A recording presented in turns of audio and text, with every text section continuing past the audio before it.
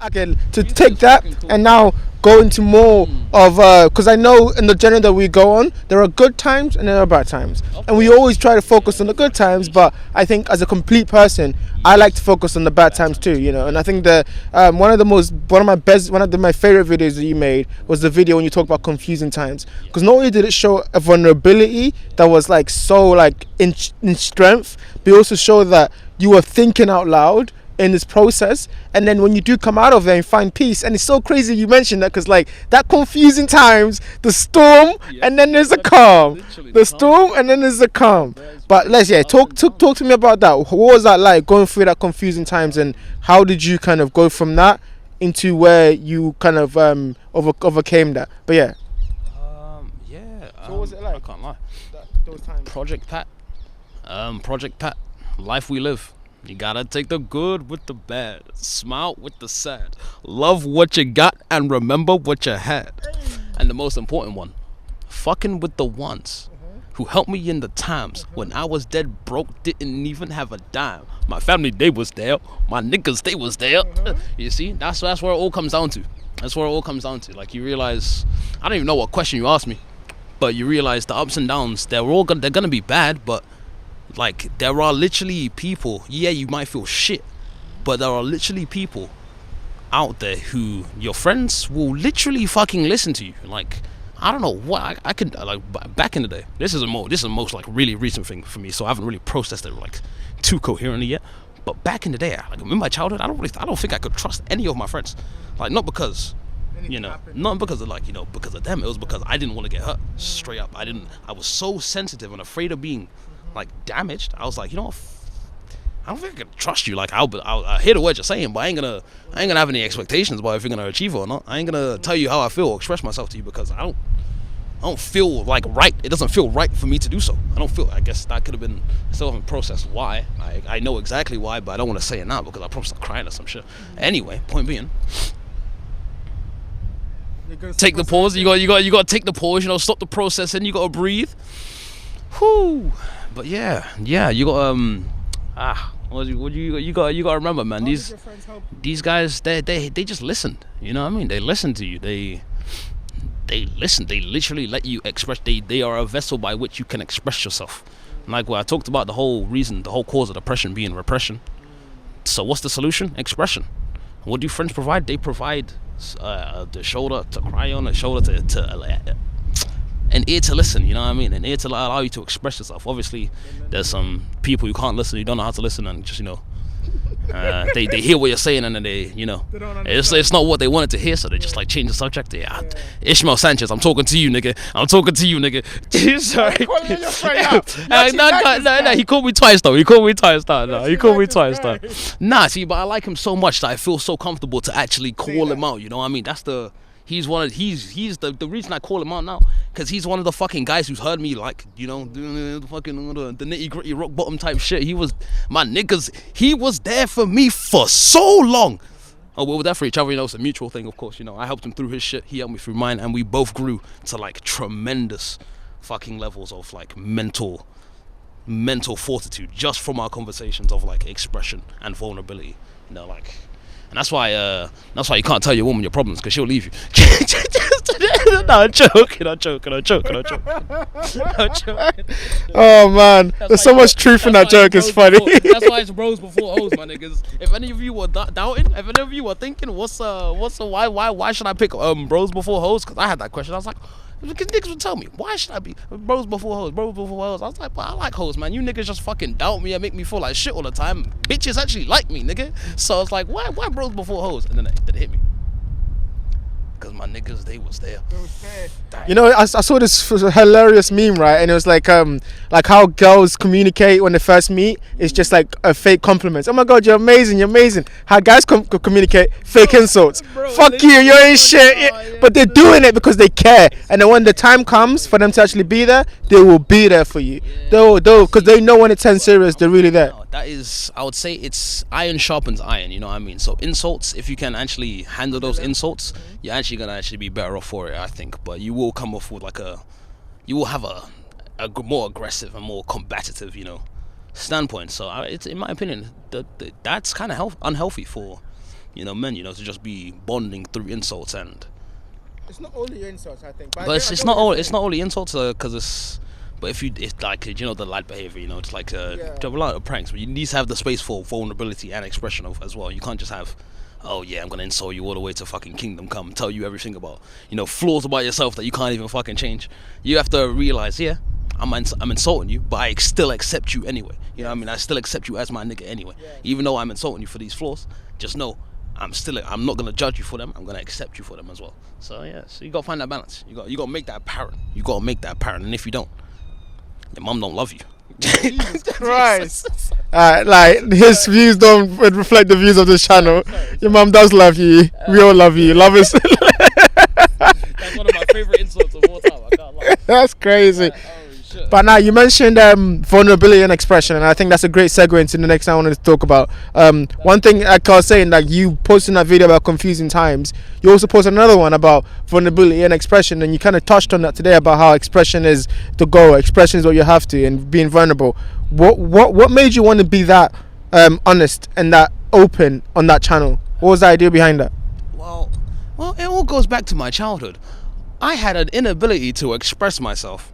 All right, inability to express myself. Can you answer that question again? Sorry, I literally had the fucking. What made line. you able to like express? Like, why did you think being that vulnerable and expressive on the channel was a good? Like, what made you want to do that? Yes. So basically, yeah. So my childhood, really repressed. Didn't have much trust to express myself, right?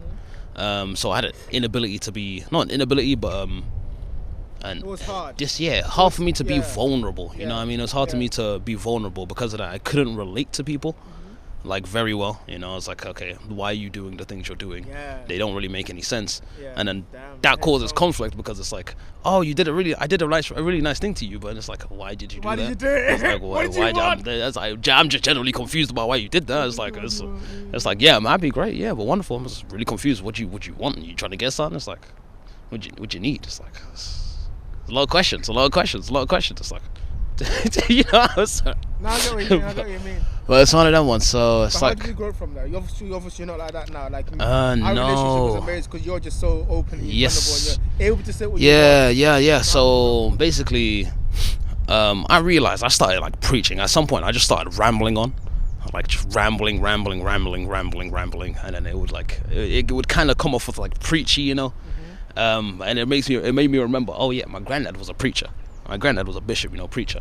And the whole point, I had to do it. I'm taking leadership, because you gotta practice what you preach, and you gotta lead by example. You gotta practice what you preach, and you gotta lead by example. So I can't tell you niggas to go be vulnerable and expressive if I'm not being vulnerable and expressing myself. Ishmael Sanchez told me that one. He was like, yeah, no half message, Walter.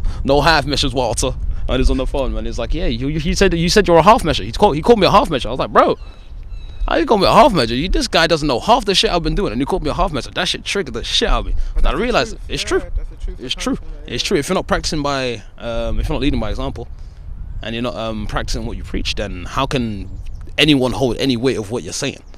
Which is the perception. That's the illusion. But the value doesn't really come from what you say. You know what I mean? It comes from what you do, your actions. So that's why I don't mind like fully fucking trusting someone, because it's like, you can say these words, I'll trust you fully. Yeah, sure, cool, good. But Like it's well, stable I'll be glad to see. I'll be impressed to see if you can actually do it. But if you can't, hey, so it is what it is, man. It is what it is. I still respect the ambition, the thought process behind it as well.